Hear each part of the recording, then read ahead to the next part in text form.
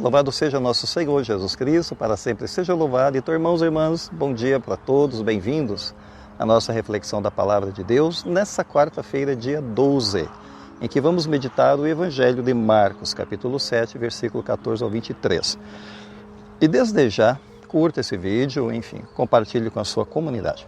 Vamos então iniciar a nossa reflexão. Proclamação do Evangelho de nosso Senhor Jesus Cristo, segundo São Marcos. Glória a vós, Senhor. Naquele tempo, Jesus chamou a multidão para perto de si e disse: Escutai todos e compreendei. O que torna impuro o homem não é o que entra nele vindo de fora, mas o que sai do seu interior. Quem tem ouvidos para ouvir, ouça. Quando Jesus entrou em casa, longe da multidão, os discípulos lhe perguntaram sobre essa parábola. Jesus lhes disse: Será que nem vós compreendeis? Não entendeis que nada do que vem de fora e entra numa pessoa pode torná-la impura? Porque não entra em seu coração, mas em seu estômago e vai para a fossa? Assim Jesus declarava que todos os alimentos são puros. E ele disse: O que sai do homem, isto é, o que torna ele impuro. Isso é o que o torna impuro. Pois é de dentro do coração humano que saem as más intenções, imoralidades, roubos, assassínios, adultérios, ambições desmedidas, maldades, fraudes, devassidão, inveja, calúnia, orgulho, falta de juízo. Todas essas coisas más saem de dentro e são elas que tornam impuro o homem. Palavra da salvação, glória a vós, Senhor. Bem, caros irmãos, hoje nessa passagem belíssima do capítulo 7 de Marcos, nós temos um convite de Jesus à autenticidade e também um convite à transformação interior, que é um verdadeiro desafio, se não for de fato respaldado pela graça de Deus.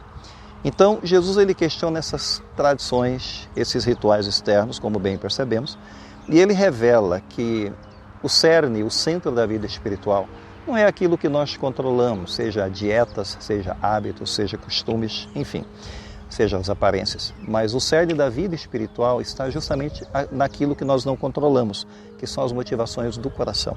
Isso nós não podemos controlar, nós só podemos pedir a graça de Deus para iluminar e nos ajudar a direcionar as nossas motivações para Deus. Caso contrário, elas podem andar num outro rumo, numa outra direção, bem longe, inclusive, da vontade de Deus.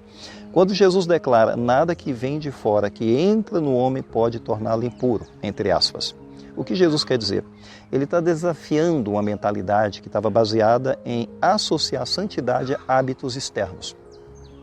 Ou seja, mais ao exterior do que ao interior. E está errado isso daí. Então, ao dizer que os alimentos são puros, versículo 19, ele liberta os judeus, os seus discípulos, de tabus culturais que não faziam sentido. E ele ensina que a impureza não é tanto aquilo que vem de fora como uma suposta contaminação. Mas a impureza vem de um coração desordenado. Então, é uma coisa muito mais dentro do que fora, na verdade.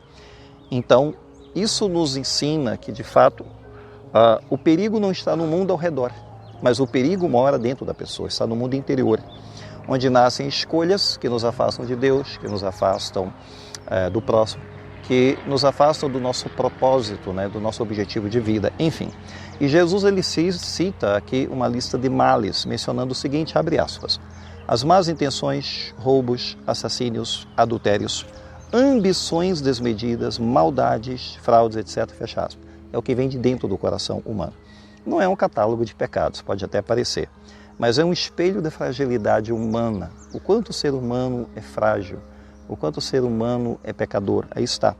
Então são vícios que não surgem de influências externas, não é de fora que vem, mas são vícios que brotam de um coração, que em sua liberdade opta pelo egoísmo, um coração que opta pelo ódio, um coração que opta por injustiça, etc., que vai aprofundando toda essa gama de desordens interiores espirituais. Portanto, o mal não é um invasor de fora para dentro, mas o mal é um fruto de dentro para fora. Ou seja, nós somos jardineiros da nossa própria alma. Nós temos que cultivar as motivações puras, sinceras e verdadeiras, com o auxílio da graça de Deus, que deve regar o nosso interior, o nosso coração, a nossa alma continuamente, para que esses bons frutos vão emergindo de dentro para fora. Ou seja, isso nos tira o peso também de a gente tentar ficar controlando o incontrolável, as circunstâncias alheias, enfim, as opiniões dos outros, enfim. O mundo lá fora. Nós não temos que controlar esse mundo lá fora. O mundo aqui dentro é que é muito mais desafiador e que precisa de estar sob a vontade de Deus, sob o controle de Deus. Bem, isso nos obriga a encarar uma batalha dentro de nós, porque as nossas batalhas, as piores batalhas, elas são travadas no coração. Essa é a verdade. Tanto que Santo Agostinho dizia, vence-te a ti mesmo e vencerás o mundo.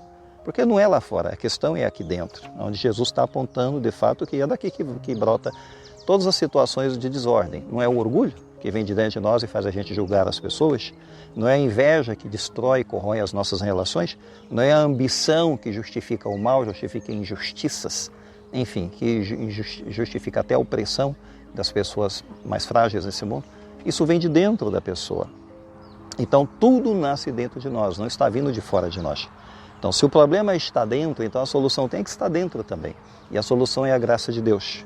Como Jesus mostra claramente para nós, a água viva que vai renovar-nos por dentro, que vai lavar nossas feridas, enfim, nossos males.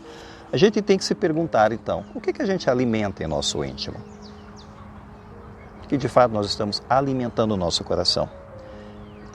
As nossas palavras e as nossas ações refletem o estado do nosso coração ou traem, talvez, o estado do nosso coração. Nós estamos dispostos a um exame interior para encarar essas realidades, esses desafios, essas feridas, essas realidades profundas e desordenadas que estão dentro do nosso coração. Temos coragem de encarar isso? Vamos pensar nessa realidade, pedir agora a bênção de Deus para terminar a nossa reflexão.